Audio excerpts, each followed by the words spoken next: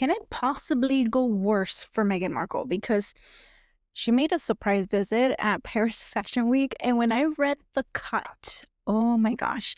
And they said that it wasn't a surprise to anyone except the designer who got cornered into saying yes to Meghan Markle. And if that's not wild enough for you, she didn't just beg to attend any show. No, no, no. She chose Balenciaga, the brand that's still recovering from that scandal involving disturbing children exploitation photo shoot. Like a horrifying thing to do. So I'm thinking, like, let's get this straight. The woman who says, I advocate for children, who just received a humanitarian award for mental health, looked at her calendar and said, you know what sounds very healing and very on brand for me? It would go perfectly with what I stand for. The fashion house Balenciaga, known for child exploitation imagery. Yes, that's the one I will beg to go to. Like, what is the matter with you? She should get her head checked, for sure.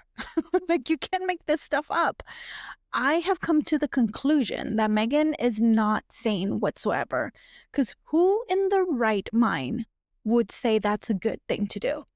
This is what happens when your PR strategy is just throwing darts at the wall. And the best part about it is that she has admitted in every single interview that she's the one that makes the last choice. Great choices, Meghan. Let's get started.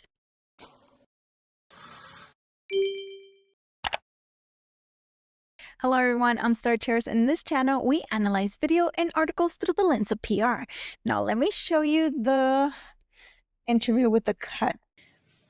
Okay, so this is the first right here. It says, Piccoli on Meghan Markle and the new sack dress and his Balenciaga debut. Piccoli also addresses why he took a year off after Valentino. Again, don't know, never heard of him. I'm not a fashion person, so excuse me for that. So I just went to the very part where he mentions her, and that's it. It says, Meghan, the Duchess of Sussex, made a surprise appearance at her first Paris Fashion Week wearing 2 custom looks. How did that happen? And he responded with, Meghan and I met some years ago. How many years ago? I want to know exactly how many years ago, because there's a huge difference between 2 years ago, 3 years ago, or like the entirety of her marriage with Harry, which is like what, 7 years ago, compared to 15 years ago or 20 years ago. If you tell me the years, then I know Meghan only keeps you when she's married with Harry and if you have something to give her. And of course, she kept you in there because you have something to give her. It continues saying, we've been texting ever since. Ever since when? How many years? You need to put that there because that will give us more of an insight of Meghan's relationship with designers. She reached out and said she loved to come to the show. Really, Meghan? This is a show that you would love to come. Because she didn't say, I would like to come. He said, I would love to come. Okay, that's a bold choice for you. There was no strategy or big orchestration. I didn't tell anyone she was coming because I wanted it to stay a surprise. In fashion, real surprises are rare, and this one was beautiful. Okay.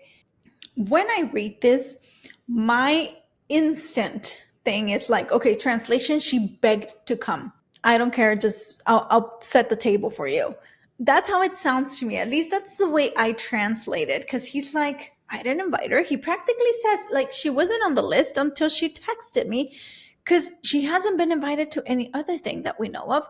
So she had to reach out to him and say, hey, I would really love to come. Will you accept me? Please let me sit at your table. Which is ridiculous. And can we talk about the no orchestration part? Because to me, that sounds like PR wording for please don't associate my brand with her PR circus. He didn't tell anyone because let's be honest, what if she said yes, she was coming and begged and then didn't show up? I think this was probably one of the main reasons he didn't tell anybody, because he's like, whether she shows up or not, it doesn't matter to me. Now, if we think about it, you know how someone texts you just out of the blue, like, hey, long time no see, and you know instantly they're about to ask you for a favor. I believe this is exactly what happened here. That's why he's like, I don't know. She just texted me, wanted to come. I said, sure, I'll put your name there. Meghan's PR team, which we all know is her and her thoughts, because in her head, she probably thought, Paris Fashion Week equals credibility, credibility equals combat. Except Meghan, there's a small problem. Credibility doesn't come from showing up where you don't belong. Like, nobody invited you. You invited yourself to a Balenciaga show. That is terrifying. That is ridiculous that you chose that. And here's where it gets disturbing for me. Out of every designer, every show, every fashion house in the world, she chose to attend the one tied to child exploitation imagery. Or maybe, just maybe, it's the only one she could self invite to, because no one else wants her anywhere near their brand.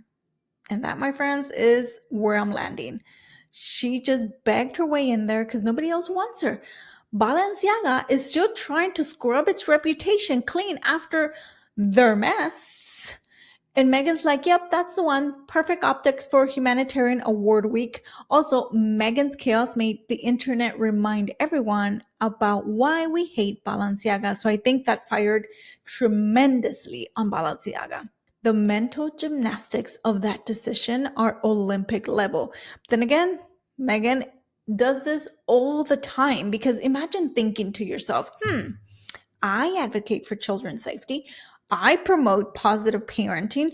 I talk about trauma and mental health. So let me glam it up at the brand that traumatized the internet with children. It is pure hypocrisy or mental insanity by Meghan herself. Either way, it's a train wreck. But the optics here and right now say she is tone deaf, that is seeking validation from any brand. And it doesn't matter what brand, because in her eyes, she can advocate for children and then sit in the front row. But no, you can't, Meghan. And then receive an award and call yourself a humanitarian. No, you can't, Meghan. And this is why she just buys her award, because she can, and call herself anything she wants.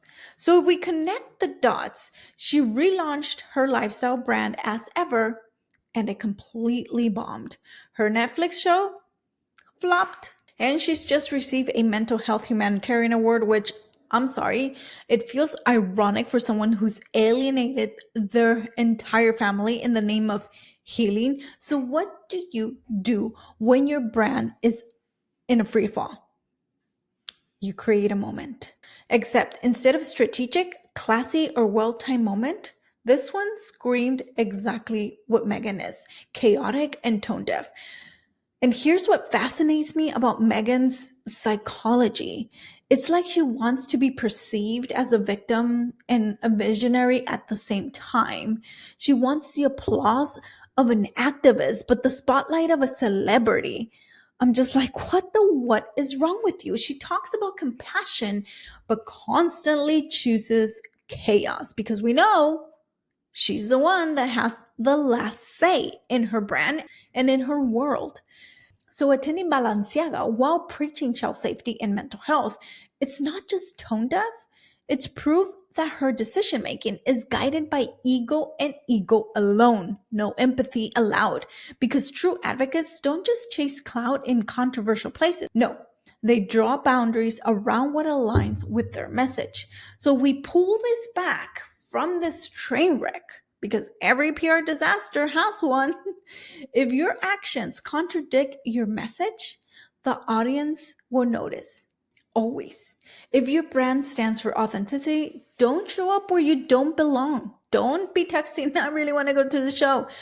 No, just to be seen? No. If your message is about compassion, don't align with companies that broke public trust, because credibility isn't built by association, it's built by consistency. And that is something Meghan doesn't have: authenticity and consistency. So, yeah, Meghan Markle made a surprise begging appearance, but the only surprise is that she continues to make these choices herself, and she seems so proud of them. Mind blown right now.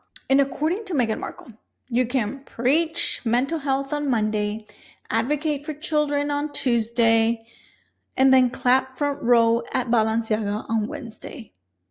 My brain is dead by all her choices that she's made.